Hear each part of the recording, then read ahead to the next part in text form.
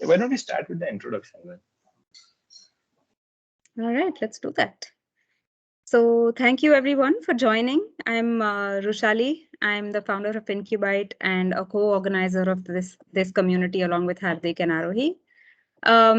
So I want to, before we jump in and introduce Sapan, I want to just reflect on why we're all here, right? So this is basically a community of software professionals who really care about the process of building software, right? It's not just what you're building, but also how it should be built. And through this channel, through this community, we hope to spread awareness around these specific values of software craftsmanship.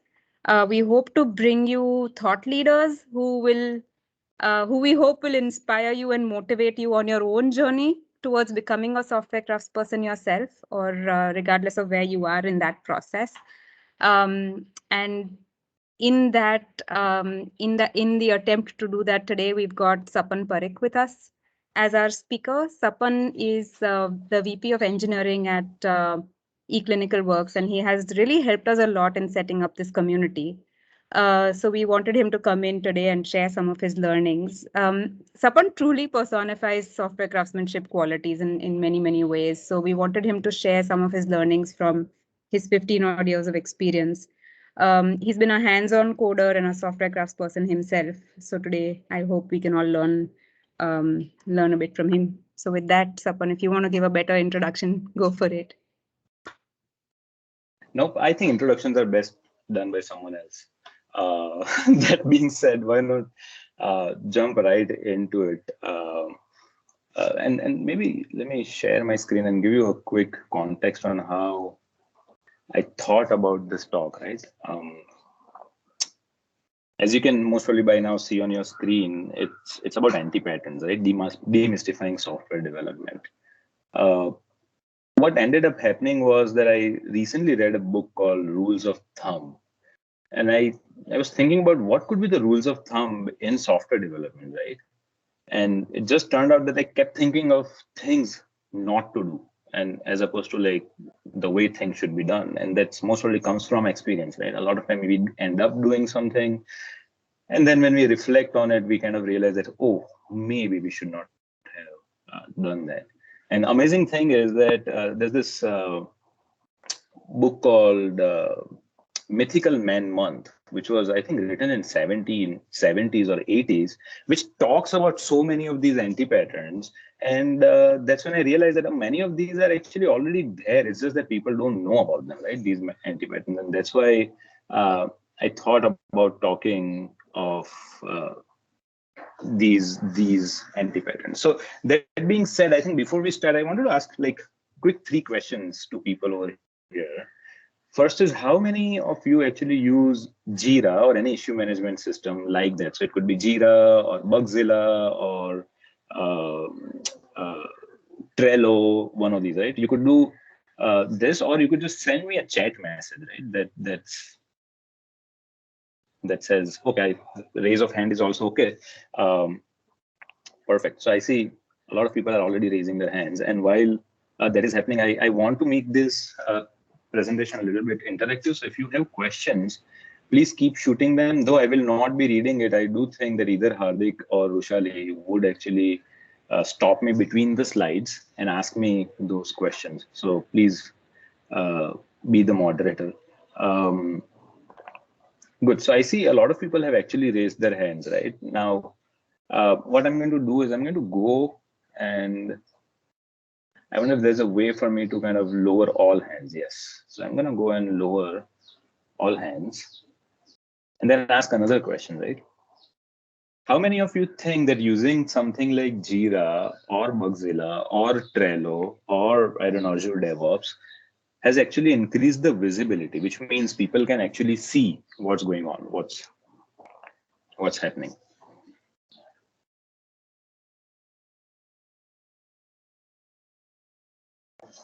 Great. So again, a lot of people actually more than earlier, right? So a lot of people actually think that using these tools have increased its visibility, right? Now I'm going to lower the hands again. And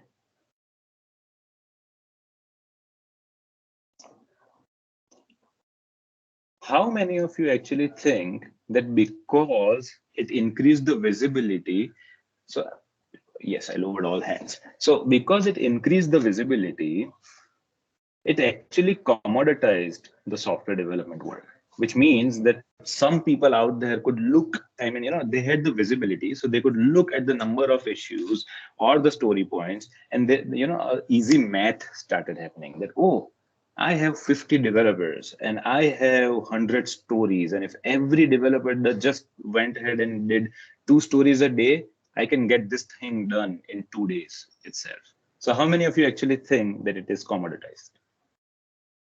So now I can actually just, so this is pretty much like, you can look at all the dal in a kirana store and then think that, okay, 1 kilo of dal is 50 rupees. So two will be 100 rupees.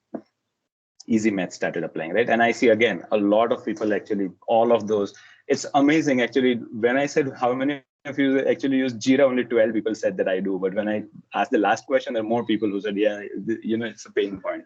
So it's one of the biggest issues, right? Managers do end up doing something like this. And I think that's my segue to our first anti-pattern, the first misconception that people have, right? And that is uh, people thinking that more people, or managers thinking that more people is equal to faster delivery.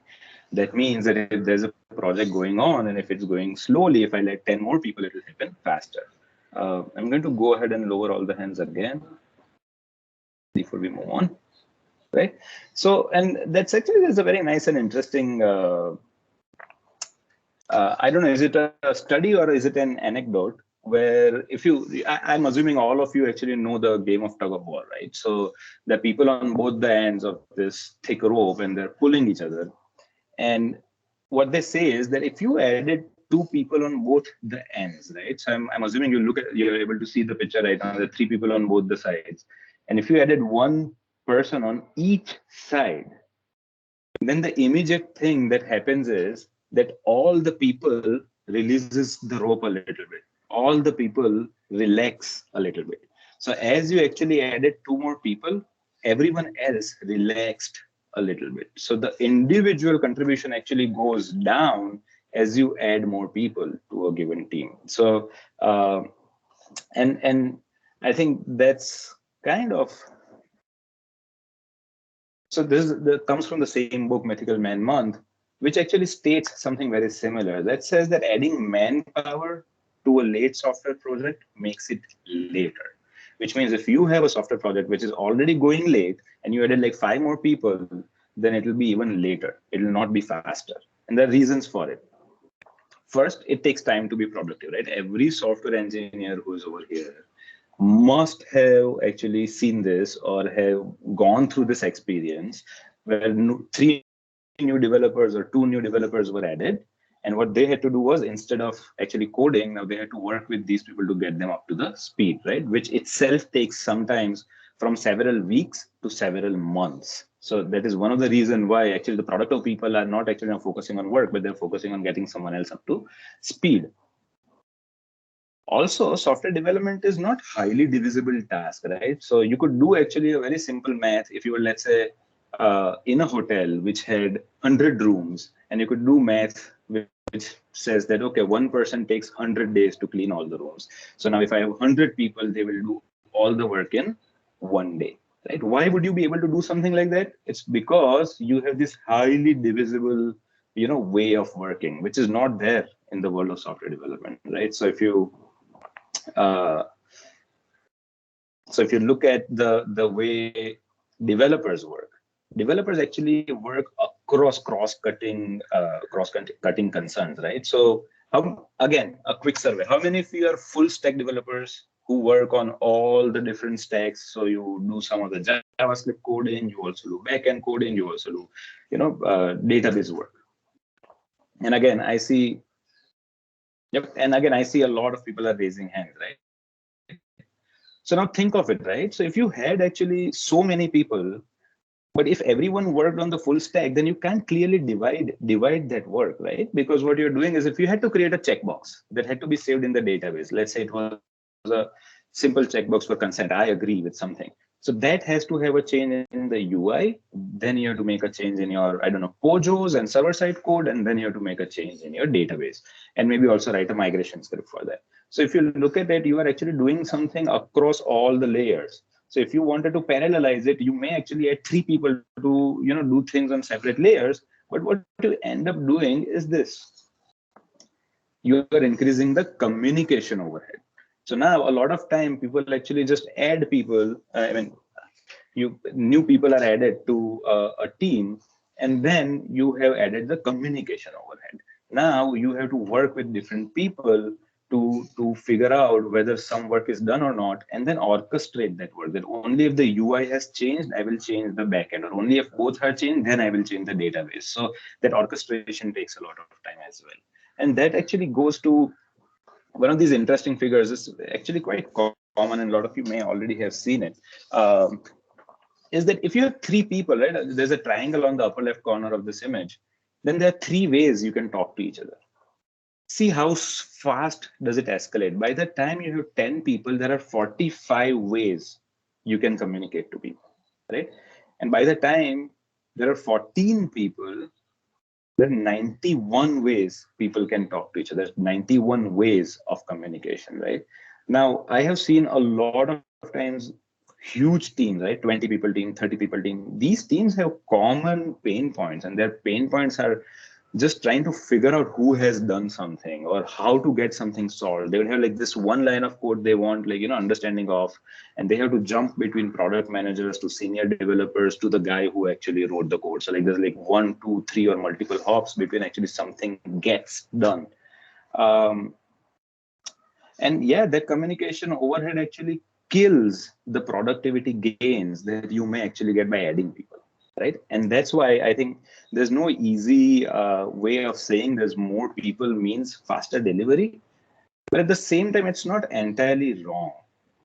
And by that I mean, it's not that adding people will never get you faster delivery. It can get you faster delivery, but then you have to think about it a little bit differently, right? So how can you think about it a little bit differently? You have to think about it from the architectural and team topology perspective as well, right? And that's when I think when people, big companies like Amazon started getting these pain points, things like microservices and different architectural patterns or team topologies emerged, right? I don't know if you guys know it or not. Amazon has this famous 2 pizza pie rule, right? That no team should be bigger, or no team size should be as much as they can be fed by 2 pizzas, right? So you should not have bigger teams. If they are not filled by 2 pizzas, then your team is bigger. So I think it goes back to the same point that you should have teams that range from 7 to 8 people, right?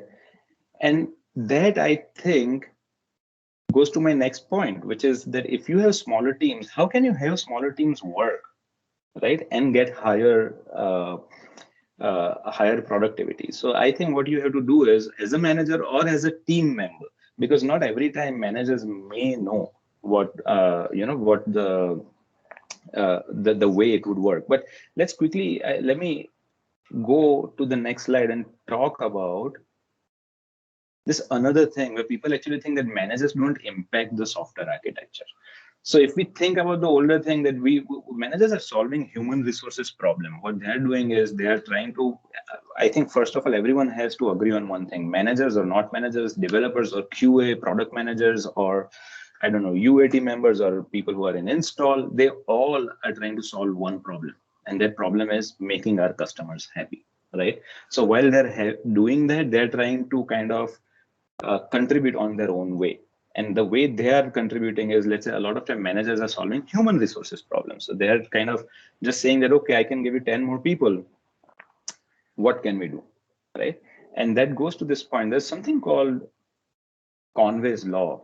Again, a lot of you may actually know about it, right? That any organization that designs a system, so if you're creating a software, let's say, they will produce a design which is copy of the organization's communication structure, right? So if you are an organization which has like huge team of, I don't know, 50 software developers, they cannot talk to each other, there's a chaos between them, then most probably what will happen is you'll end up creating this one huge monolith which has chaos internally, that does not communicate internally with nicely designed modules. There's no, kind of nicely designed boundaries. Maybe a lot of code duplication because people are not communicating with each other. So everyone is writing the same thing over and over again, solving the same problems over and over again. And that's how you end up making a badly designed software. And same is also possible inversely. So what happens is,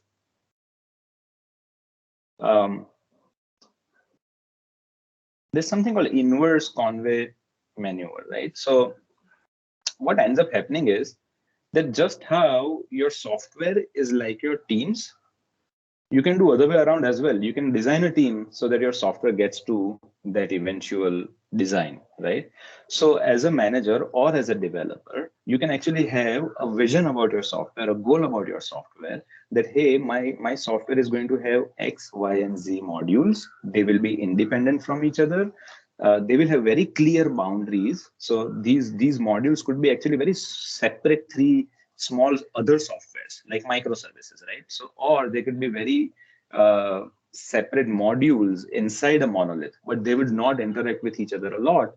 And as a manager or as a developer, you can actually think about these separate things being released separately, being maintained separately, and being maintained separately by separate teams, right? So if you did something like this, then finally what's happening is your team, so structure of your team, structure of your architecture, and structure of your deployable, finally all of them will actually align, right? So if you had separate teams working on separate things and they are deploying it separately, and then they are kind of aligning with how your vision was, how the software would work, you'll be actually able to get a good software architecture, like a good eventual software architecture, but also the productivity, right? So this is where I think I always say that leadership is a two-way street, right? You don't only lead down, you actually lead down and lead up.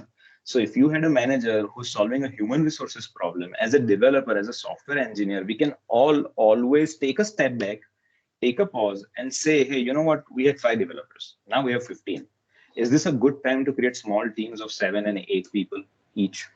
And is it possible to work on these separate things where they don't have to talk to each other a lot? And can they each produce a piece of software in very small chunks continuously or not? So that's how, if you look at it, and that's why I actually a lot of time also get confused in terms of what to call microservices. Is microservices a software architecture? Is it a deployment mechanism? Is it a pattern of how you deploy something? But I think it's all of that because it solves many problems. It's not just a software architecture problem that it solves, right? Now, though only team topologies and a right software architecture does not solve the problem of speed or problem of continuously releasing, right? So a lot of time what happens is organizations go ahead and they implement CI/CD, right? And then they think that they're doing DevOps. Now, I want to talk about that, but before we move to that slide, I wonder if anyone has any questions, you want to interrupt me, any feedback. Are my slides visible? Too late to ask that though.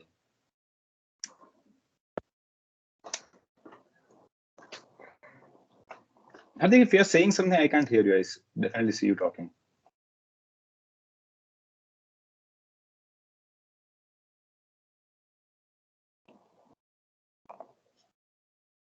No. Aru, can you say something so I know my speakers are working? Hey, can you hear me? Yep.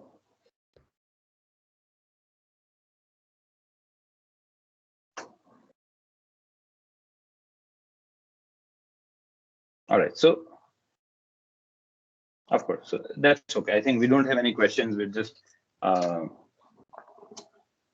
move forward. So we're talking about CI/CD, right? And DevOps. A lot of time, this is another misconception. People don't have a clear definition of DevOps, right? And they do this. They would have CI/CD, automated deployment, and then they would think that, okay, that is DevOps. So let's think of all the different ways people actually think what is DevOps, right? I'm gonna step back over here. So a lot of people think it's a dedicated team. So they would create a DevOps team and not a DevOps advocacy team. This is just a DevOps team who's creating a build, who's creating maybe deployment, but they're still in a kind of a silo, right? So, and then they call it a DevOps team, and then they think that they are a DevOps organization because there are 4 people doing something. A lot of organizations think that it's a set of tools, which means I used Confluence along with Jenkins or Bamboo and connect it with Jira, and I have certain level of visibility. Then we are a DevOps organization. And a lot of people simply think that it's agile, right? Now, these doing just one of these and thinking it is DevOps is entirely wrong. But combination of these things along with some of the principles would be right? So let's think about those principles as well. So DevOps is actually a lot more than just either using a tool or just having a team or just following agile. It's actually and there's again, if I don't know how many of you have actually heard, I say heard the book Phoenix Project. It's one of the best books that I have. I mean, in terms of audio experiences, is one of the best books.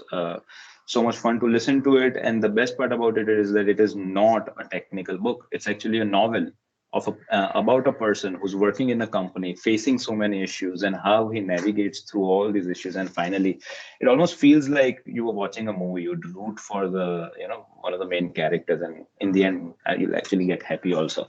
So and it talks about these things like principle of flow, right? And I think the thing that we talked about earlier, that using tools like Trello or using tools like Jira increases the visibility, which we definitely want. We want the visibility to be there. There was a long time back when things were being produced on assembly line. It was very common, right? You'd like be on an upper floor, you'd look on your left, you would actually see parts coming on assembly line. And you look on the right and you'll actually see a finished product, like a car coming like at the end of the assembly line. So it was very much visible, but that's not how software development works, right? It's not very much visible how things work. So you may actually want to put that extra effort in terms of making work visible. Second is limiting WIP. So any company that is struggling with a lot of technical debt or struggling with bugs, they have one common issue. They have a lot of work in progress, which means that you're continuously kind of juggling balls, you're switching tasks, and you have a lot of half-done work, right? And if you think of 10 half-done things, that means that you have done nothing. It's 0 done things, right? In order for you to continuously producing something, what you have to do is carefully pick one thing and actually complete it. And that is the next principle, right? Reducing the batch size. So if you have a lot of work in process, if you're spending too much time doing it, and then you're always switching contexts, then what may help you is to reduce the batch size. Can you make small releasable work items which you work on, and then you get done with it so that it can be released, right? Because if things don't get released, even if it's completed 90%, it has no value, right? So there's that. Now, reducing handoffs. So this goes actually, hand in hand with the visibility part. We talked about Jira or we talked about Trello. And what ends up happening is, and I think, again, I'm going to ask you, how many of your Jira or Trello boards have like these very clearly defined swim lanes, and they are just to do, doing, and done, or something similar? To do, in progress, and done. Just 3 swim lanes. My assumption is not a lot of people will raise their hands anymore. No, right? How many of you actually started with that? So when you started, there were exactly just 3 swim lanes. A lot. I see a lot of hands are raising, right? I'm going to go ahead and lower all the hands again. Right? So not a lot of people actually understand that, but when you're starting with this visibility, you are actually starting with that DevOps mindset. And then you're slowly just going back to how you were working by adding these things. What you're doing is you're actually making the constraints visible, but not removing the constraints themselves. So you're actually increasing the handoffs. And you're pretty much saying that, so, a lot of people who raise their hands right now, I know for sure that how their swim lanes look, right? Their swim lanes is to do, waiting for approval from product manager, waiting from approval for compliance, in progress, ready for QA, ready for release, ready for UAT, in production. And this is actually one of the smaller versions I could come up with, right? There could be like 15, 20 steps in between.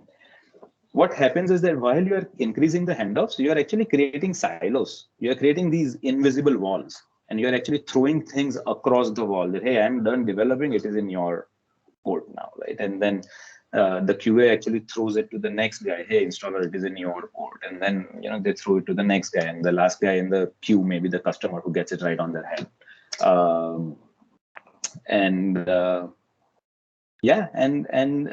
Instead of actually identifying the waste, which is the next thing, identifying the waste, we actually just make the waste visible, and we think that it's cool, right? But that's not how it should be. One of the very good example of DevOps is that if you look at a traffic jam, right? If there's a bottleneck on the road, right?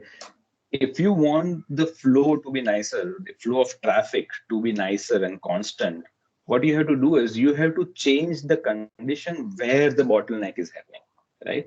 So if you went before the bottleneck and made the road very nicer or wider or smoother, it's not going to help you. Similarly, right, where the bottleneck is after that, if you change the road again, made it wider or smoother, it's not going to help you. What you continuously have to do is you have to find where the bottlenecks are and identify and fix the waste right there. If you do anything before or after the bottleneck, it has no impact. So you have to continuously identify waste and then keep fixing it. So that's the first, these are the parts of the first principle itself. And then the principle of feedback. Principle of feedback is swarming, which means working together with everyone to solve issues. There's a famous, I don't know how many of you actually knows Toyota's end-on cord story, right? So there's this, Toyota has this assembly line, and if something goes wrong, they would pull this cord, right? Named after one of the founders.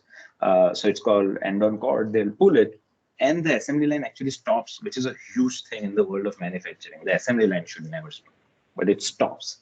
Everyone comes together, and they may actually talk about the root cause why something went wrong, what would be the corrective action, what would be the preventive action, and they would actually kind of get the right level of feedback and not only fix the issue, but will prevent it from happening again in future, right? So this principle of feedback. Pushing quality on the left, which means, again, comes from Toyota. The long time back, when Ford used to make cars or GM used to make cars, they would actually test it at the end of the assembly line. So the testing would happen at the end of the assembly line. If something is wrong, the entire car would be put in a, I don't know, yard or somewhere, and then they would do whatever that has to happen. But Toyota actually does almost quality assurance for the previous step. So when they get like half-done car on the assembly line, they may actually do the QA of the guy who worked on it previously. Similarly, in our case, it has become very common, right? Nowadays, your sonar is part of the build, your security like tools like Snike are part of the build. So you're shifting left, and pushing quality on the left has become extremely important. So you catch your bugs early. What you do is you also optimize downstream work centers, right? So this, I think this is where the word DevOps comes from. So you don't just keep throwing things to the next guy, you actually work closely with them. So Dev and Ops, or Dev and QA. A lot of people actually say the word DevSecOps. I don't think so. That actually kind of embraces the philosophy of the word DevOps. DevOps means everyone. DevOps means collaborating with all the different, you don't really have to have, if there are 10 departments, you don't have to make dev, stock, install, ops. It's all of them together. So essentially, if you are working, so, and when you are done and you are going to give it to someone else, you in the true spirit should collaborate with them to make their step also successful, right? And if you look at it, agile, DevOps, BDD, all these different things has a lot of parallels and overlaps. And one of the biggest overlap is collaborating with each other and working towards the goal together, no matter which kind of skill set or subject matter expertise you have. Moving on to principle of continuous learning, right? So wherever you are working, you have to create, as a leader as well as, I don't know, as engineers, you have to create culture of learning, right? And culture of safety. So you have to kind of understand that mistakes will happen. And I think having mistakes is not as bad as learning nothing from it. So what's important is if mistakes happen, how would you learn from it and kind of have the right measures so these things do not happen again. So learning becomes a first class member of your job description, I think. What else? So you improve on your daily work. Once again, I feel this should be everyone's, software developer or not. I think the goal of everyone's life should be that I will be better today than I was yesterday. It could be just 1%, right? Just you, all you have to do is be 1% better than yesterday. And it goes a long way when you're working. I myself have worked for 15 years, right? And if I just made sure that I'm just 1 or 0.1% better every day, then it will go a long way, because perfection is hard to achieve, but being better than yesterday is much, much easier. Next is local to global, right? So essentially, you're going to learn a lot as a part of a small team, as a Java developer or a Python developer or front-end developer, or you're going to learn about the issues that occurred. What we have to make sure is that these silos or these instances of local knowledge has to then become global. We have to make sure that organizations know about it, right? It could be through trainings, it could be through meetings, it could be through brainstorming sessions, but all the local knowledge has to become global. Finally, injecting resilience pattern is also a good way of learning, which means you actually it's like Netflix Chaos Monkey, right? Which became famous a few years back, where you intentionally inject failures into your work to see how it will behave. So essentially to learn how your software will behave if things go wrong. Yeah, and what else? So let's move forward. If you are a DevOps organization or not, how do you measure it? Because it's a set of principles, right? And you actually measure it by these different measures. So Google has this I don't want to use the word department, but there's a section, or there's a team, actually team may be a right word, in Google, it's called DORA, which releases State of DevOps report every year. And these are the measures that they use. And these measures actually tell you that how good are you as an organization or as a team, right? So what are the measures? Let's quickly think about it. Deployment frequency, right? So how fast can you deploy your software, right? How many times a day, or how many times a week, or how many times a month? Lead time for change, which means that once you start the work and you have committed it, from that moment to how much time will it take you to for your customers to start using it? Change failure rate. So the percentage of times after you made your change and deployed, something broke. And time to restore service, which means if something broke or something didn't work, how much time will it take you for getting it back to life? In the latest State of DevOps report, which I think just came a month or 2 months back, I think there are two more things, which is reliability and documentation as well. So these are, I think there are a few things worth noting about these measures, right? It actually, some of them are actually, should I say, they go hand in hand with each other, or actually at odds with each other. Like you can actually increase the deployment frequency. You can keep, installing or deploying your software more than once a day. But if it introduces change failure rate, then you're doing bad. So essentially, you're going to have to make sure that your deployment frequency stays higher, but your change failure rate stays lower, which means after deploying every day or every week, you should not be breaking something. If you're breaking it, then again, you are actually offsetting the benefits that you get from deployment frequency, right? And I think that's where the techniques like TDD or pairing, all of that comes in, that if you want to deploy, frequently, then you're going to have a lot of automation and due diligence done, so that there are no bugs found in your code after it goes live, right? And that is another great thing about these measures. I feel that these are the only set of measures that actually defines time. The world of software development is filled with software developers, right? Actually outnumbered by software developers. There are more software developers than any other role in the world of software development. So what happens is that developers think that time to develop something is the time I was programming, the time I was coding, the time I was committing. While these actually, if you look at these measures, they actually talk about the other definition of time as well. It's not the time that it took you to code, but it's also the time it took you to test and then release and production release. And because, once you are in production, customers are, so if you look at change failure rates, some of them are actually bugs which will be found by the customer. So when does a customer find a bug, right? So if you look at the actual time, definition of time in the world of software development, it's from the requirement coming in to customer actually using those features that they asked for. That's the time. So as developers and as I have seen day in, day out, actually project managers and product managers also make that mistake, which is they take the absolute time, hands at keyboard time, and think that that's the time it will take for the software uh, to be usable. And that's a wrong definition of time. So let's quickly look at it, right? A lot of people think that pairing or TDD will take a lot more time, and that's because they have wrong definition or wrong understanding of time. They think that typing will take more time, but that's not true. That's not what we as a organization or as a company should or do care about.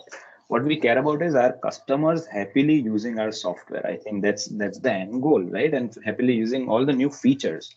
So think of it, right? On the left side, there's like a timeline. And on that timeline, on the left side, what you're looking at is when the people are doing the development. And after the development is done, what happens is build, right? Automated build may happen, which may take several minutes. And then what happens is QA. And then what happens is production. Of course, this is a very simplistic view of how many steps may be there. But if there are these 4 steps, just think of it, that you were coding, and in this case, you were coding on while using TDD, or you were coding as a pair. And a person in the pair actually said, hey, you know what, I think the way you have written this equals condition, why don't you take the string literal on the left and do a equals and use the variable, right? This is one of the common sonar issues that comes up. So you're actually, someone tells you, so you change the order of variable and literal. Now, what you just did is you avoided the null pointer exception from happening, right? Again, I'm giving one example, but there could be many suggestions that a pair could give, and you make a small change. When you're making that small change, what you're doing is you're preventing a future bug from happening. This is a bug solved before a bug was even seen, right? So you're actually fixing bugs, even knowing there are bugs, if you're working with someone instantaneously. Then there is, of course, next step, which is you're pushing things on your CI/CD pipeline. When a build is made and some test case will break, which will take half an hour for you to know. But again, you're getting a feedback in half an hour. So most probably what you're working on, you have not yet forgotten that. So what you do is you go ahead and kind of fix that bug after 1 hour. But of course, it's still worse than you're working with pair. Like a pair could have told you and you fix that bug in 1 minute. Now it's at build time and you fix the same bug after 1 hour. It could slip all of these things and it can go to QA, right?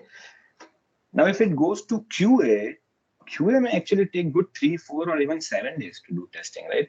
If they took 7 days or 4 days to test something, now you will get that bug, and you literally have to kind of reorient yourself to the work that you were doing 4 days back. Have to find that issue, and most probably you're going to have to fix it. So now what you're saying is, again, look at how time is being defined, and it's actually stretching its own boundaries, right? It is not time of coding, but now it is time of someone realizing when the bug happened. And if all of these things also passed, then it will go in production, and your customer may actually find it after 3 months of when you were coding on it. And as someone said it, right, that the code that you wrote like a month back or 3 months back is as good as new if you saw it now again, right? So now when this bug comes in for you, it's not going to matter that is it code written by you or someone else. You would have forgotten about it. It'll take you way more time to fix it, and then you will actually go ahead and fix it. So the amount of time that it took you to get something done right is not like the 5 minutes of coding time, but it almost is 3 months or 4 months or 5 months now. Right? And if you keep finding yourself, let's say, things going from development to build to QA to production, what you're doing is you're looking at a symptom of technical debt, right? What is technical debt? Right? Technical debt is not having the right unit test cases, not having the right automation test cases, not having the right practices in place. So what you actually looked at, if you keep finding bugs in production, then most probably what you have is a lot of technical debt, right? Apart from just being careless. But if you are not being careless, then most probably what you have is a lot of technical debt, which you are not able to fix.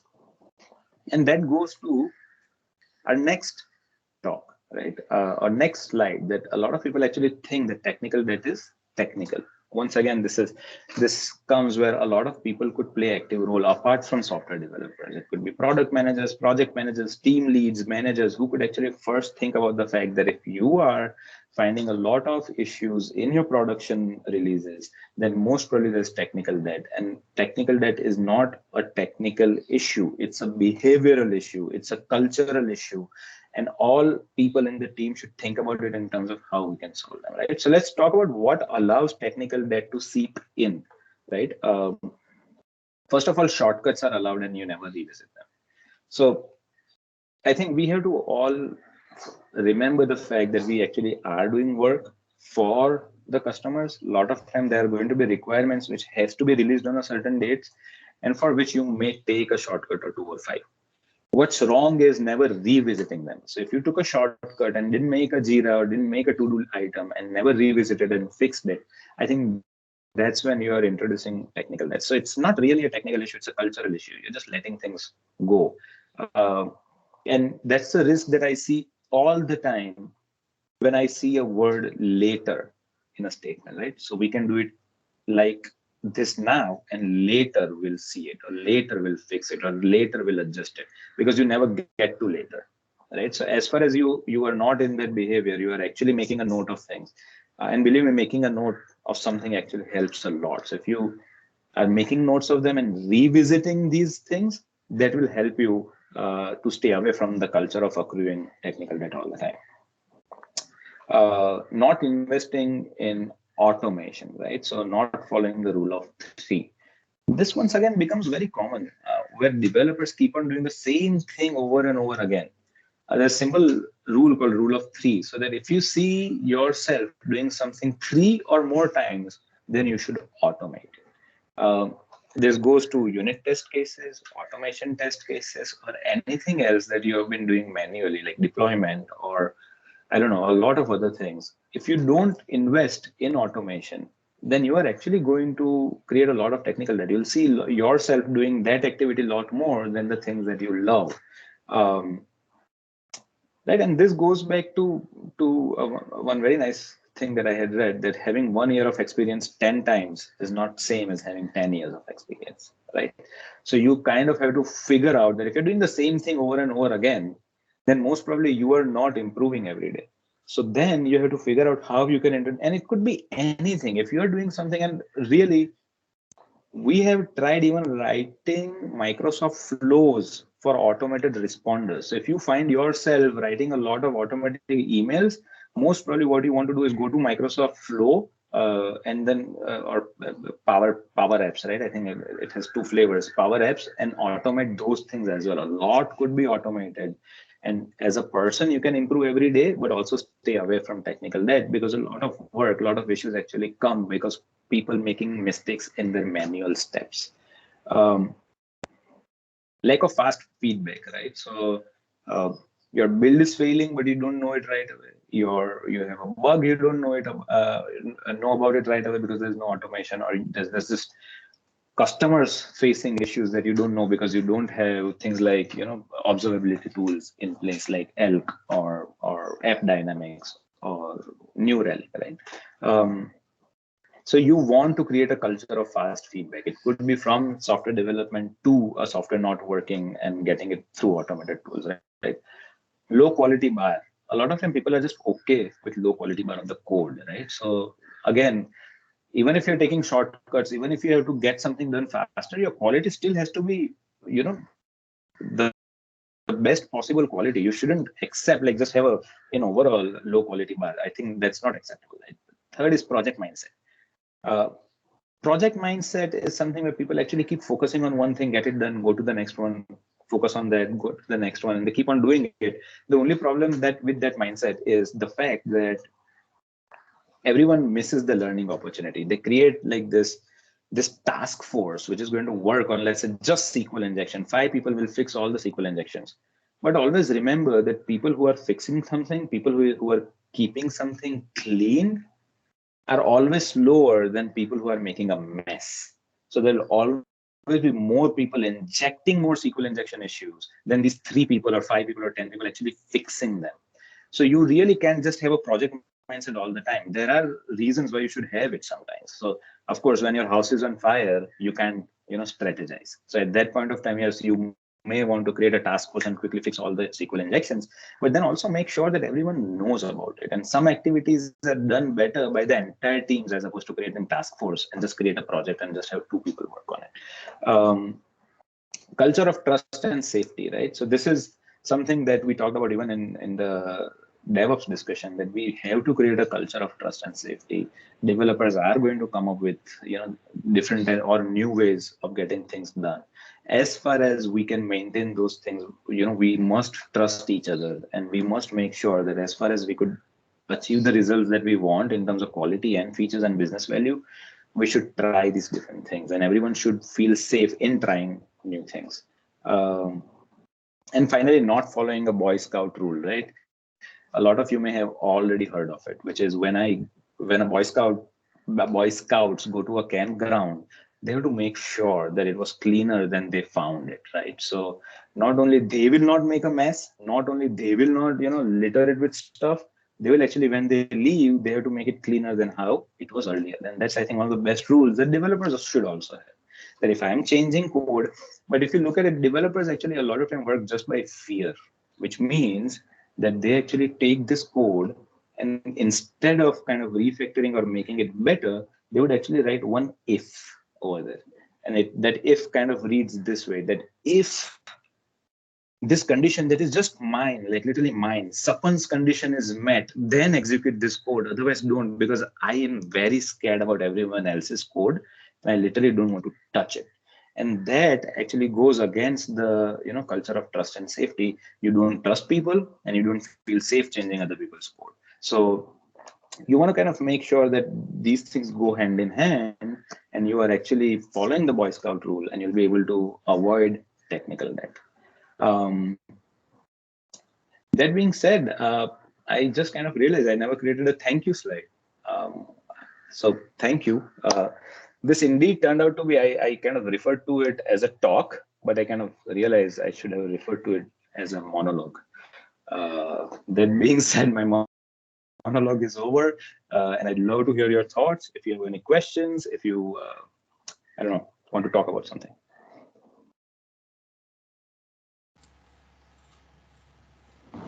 I think you addressed a lot of pain points and workflows that software developers usually go through. I had a question regarding visibility and handouts, right? So we want to reduce the number of handouts in order to be agile and be in the state of flow. But we also kind of want to increase visibility of blockers, right? That we are blocked by something, or we are blocked by something which is not development related. So how do we do that?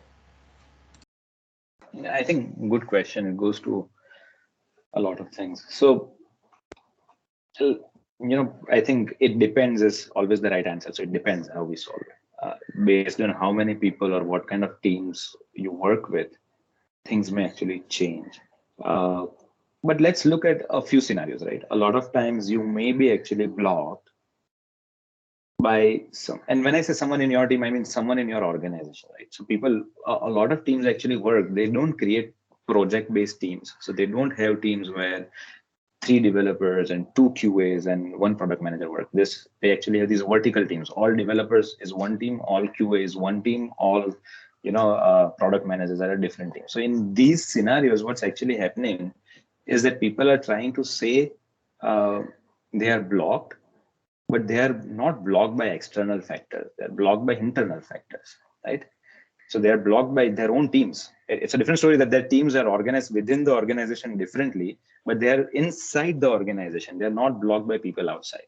So in this case, I would really try to limit the bureaucracy as much as possible. Is there a way I can just get on a call with that person and remove the blocker? If it's a physical office, is there a way for me to walk to that person's desk and fix, the issue or a blocker which may be there, right?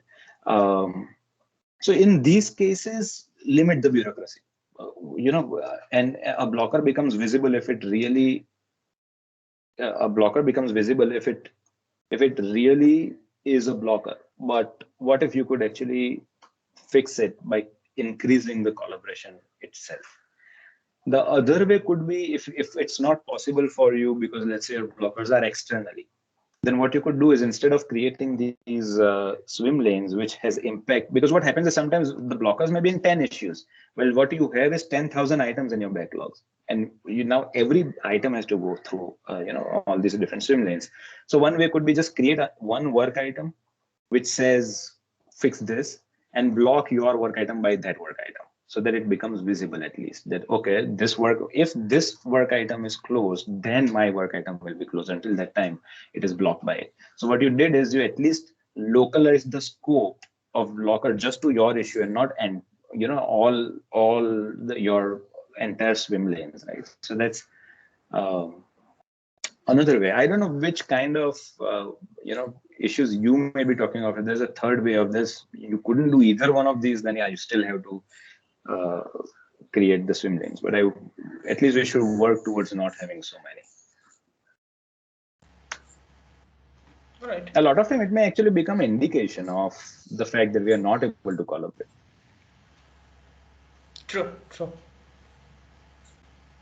There is a question from Gayatri. I think she wants to know about making decisions related to tools that we use. For example, what programming language we are using and how not to use the wrong tool for the job we are doing. Yeah, I don't necessarily know if there are wrong tools, right? I think tools are always right. And they usually nowadays, all the programming languages or tools that you use actually cover a lot of scenario. Like, they have a very high level of, not high, they can solve many problems. So a lot of times, and again, people who have worked with me must have heard this 100 times, right? I always say that you can never make a statement like this. And this is the statement, for example, Facebook is extremely successful because it was built in PHP. Right? Snapdeal is not doing so good because it uses Java. Right? Twitter could have been better if it did not use Java. Right? I don't think so. Anyone. So I think it's very easy for us to establish that programming languages or the tools are means to an end, which means it's the end product that actually matters and not what you are doing with the program, not the programming language itself. So a lot of time when you're choosing the programming languages, there's so many other factors that you have to care about, right? I said, like for databases, a lot of time people end up using MS SQL because they've already invested so much money in it. A lot of time people end up using Oracle because they've invested so much money in it. A lot of time people start using. So I see Gayatri has actually added up. Let me close this thought and I'll also talk about it. So there are different ways, reasons why people may be interested in using one or the other languages based on their existing teams, based on the vendors they are working with, and we have to think about all of them. And then I think Gayatri has asked something about, it's more about choosing the trade-offs as with all the things in software engineering. Yes, I think that's the answer. It's more about choosing the trade-offs. And I was going to kind of move a little bit more towards domain-specific languages. There are some languages which are just better at the problem at hand. For instance, if I was working on TensorFlow or I was working on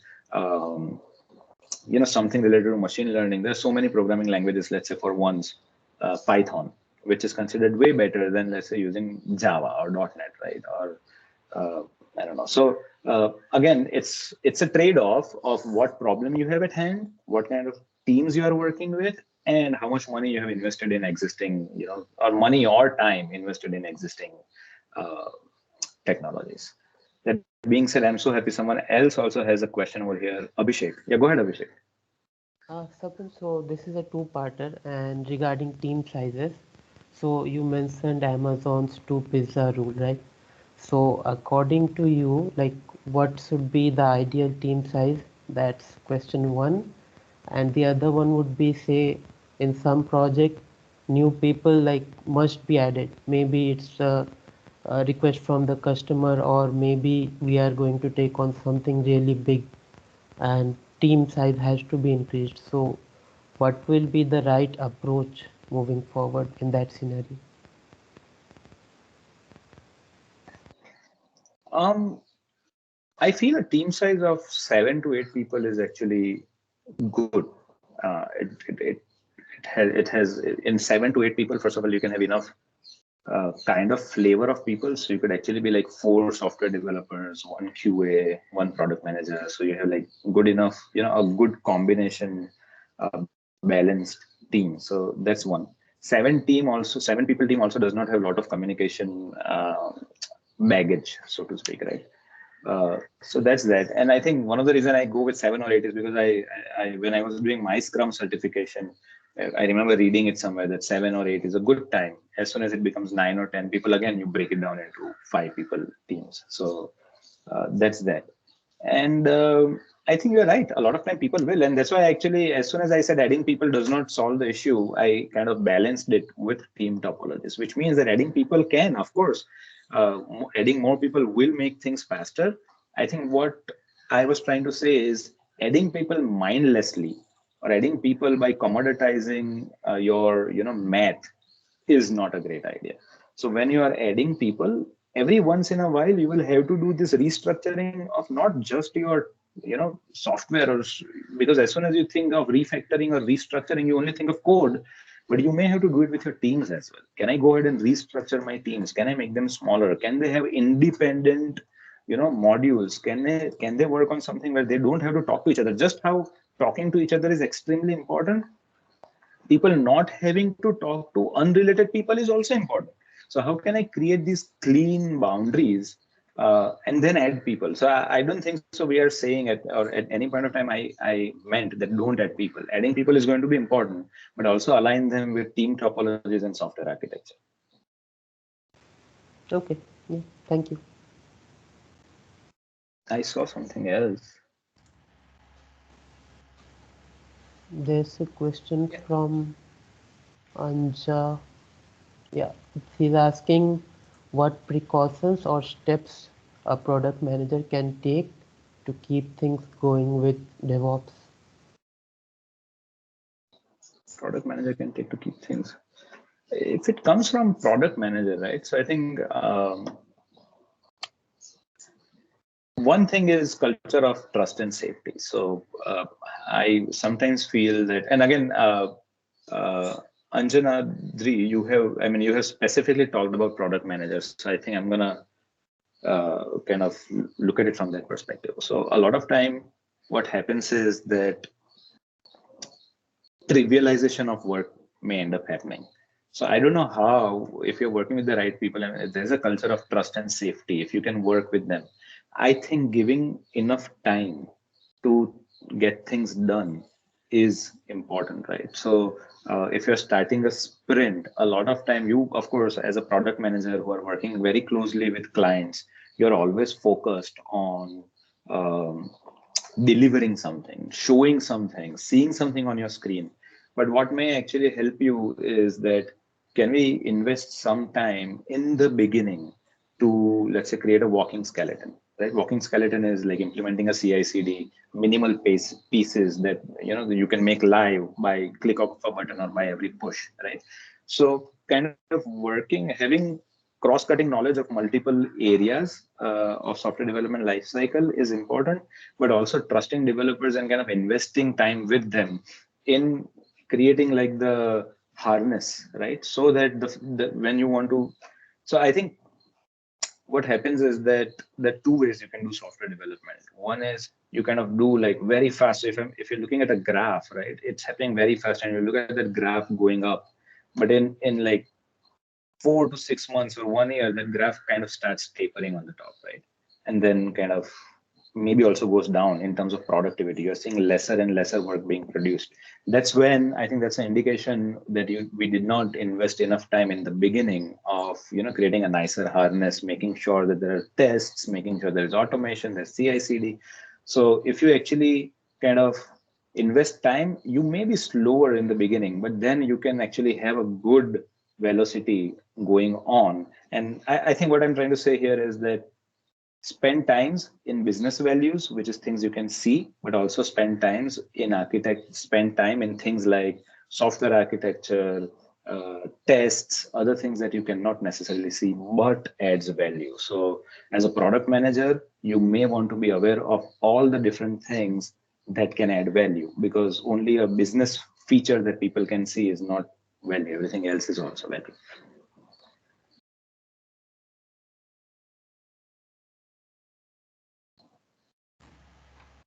Okay. I think there is one last question from Parvati.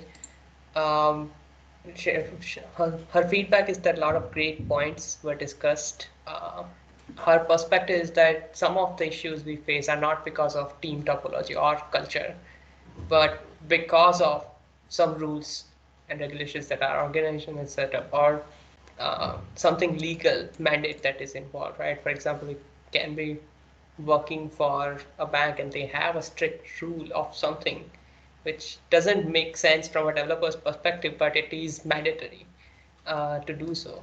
I'm not sure Parvati can write down an example of such a rule, but her question is, how do you deal with? Actually, Parvati works at eClinical Works, so I know exactly what she's referring. And thanks a lot for taking a stab, Hardik, trying to explain me, but I know exactly what she's talking about, right? And that comes to some industries being heavily regulated and compliance. They need compliance in place for things to happen. I think there are a few things. Some places, even if you're in, let's say, this is of course healthcare industry, but if you're working in banks, again, a lot of compliance and regulations are there. If you're working, I think there are many industries like payment gateways, they have a lot of regulations. Of course, you have to comply with them. And of course, the deadlines have very different meaning over there, which means that a certain date, for instance, I remember on one of our projects in HMIS, India related project, we had to comply with the timeline of GST. GST was actually rolled out haphazardly, and there was a date set even before, like few months before. So all the softwares had to have everything incorporated to print things correctly, right? So all the invoices and receipts should have had that the GST numbers, should have had the GST calculation, the 3 types of GSTs and all of that. So of course we worked like crazies around that time. But I think again, what goes back to again, I think culture of technical debt. If you don't want to create technical debt, then what happens is that yes, you would have to do something, you would have to do things faster, but you revisit and correct shortcuts if you took any, right? So you make sure that I don't know, if you didn't do something right, or if you didn't store the value in database, it was hard coded, or other way around, it was hard coded and it should have been in the database. Some shortcut that you took, you should revisit them and fix those things. That's the first thing. Second thing is, I have also seen a lot of time compliance, or regulatory teams, auditors are almost seen as, I don't want to use the word enemies, that's like a very strong word, but again, people who are on the different sides of the spectrum, let's say. But if you look at, I have always seen that if you actually go with the spirit of the regulation, spirit of why someone is saying yes or no, you'd actually better understand the concerns that they have. And if you took time to understand their concerns, you might as well actually get agreed with them and fix or do the things that they want. And it goes a long way. So actually, while working my time with auditors and compliance and regulators, I have seen that if we work together, if we actually take and understand the concerns, and if not because someone is saying so. I think we fix it and we do better deal. And when I say we, I mean our team who's working with a lot of regulators. I think we fix things better and we do job well because we understand what they are saying, not because they're forcing us to do something. And I think that's important, understanding what they're doing. And second, I think if you are still meeting the deadline and doing something really fast, then revisit those things and make them better later. Does that answer your question, Parvati?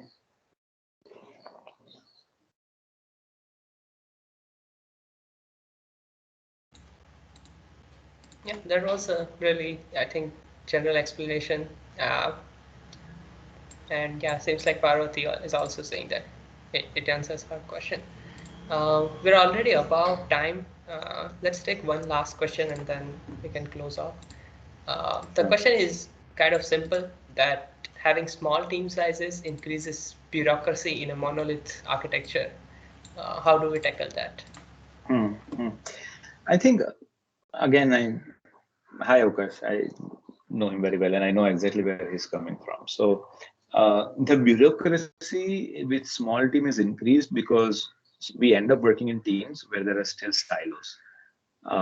So if we worked in a team where the team was small enough, but with different roles, which means I could actually write some code, and in the same team, there was a QA who actually also tested it. And in the same team, the product manager was making sure that it is as per the requirement. I think things will become faster. But also, if you're working with legacy products, what we have to make sure is, in this case, only team topology will not solve a problem. We have to be able to extract some of the things and make it part of almost like a modular monolith, right? So when you're working on your thing, you can actually test it, in isolation and be sure that everything is working over there. And we do work on a product called Eva, which has a lot of separate components. So we could actually run tests by Postman, we could run integration tests, we could run unit tests, and we can be assured that if these things are working, it is the product is working, right? So it goes hand in hand. It is, though we are working in monolith and we have a small team, if it is not a right team topology and the software architecture does not reflect the team's topology, then it may not work.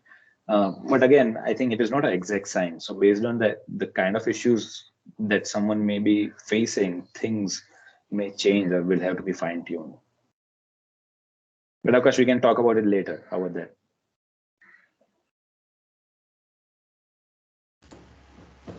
Awesome. Awesome.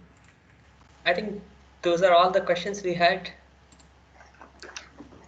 Thank you. I hope it was useful for everyone, and thanks for having me. Thank you very much, Sapan, and thanks to all the 150 plus people who joined and participated in the interactions. As usual, the recording will be available after a week on our YouTube channel. And yeah, if you are interested in such talks, we do this as part of Software Craftspeople India community every month. We have in January we have Venkat Subramaniam, the Java god himself, coming with us to talk about something that you might not know yet. So look forward to the announcement of that event, and yeah, keep participating. It was really fun talking with you, Sapan. And thanks a lot.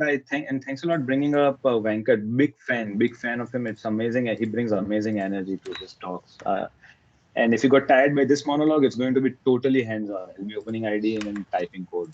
Everyone's gonna love it. Thank you so much, everyone. Thank you.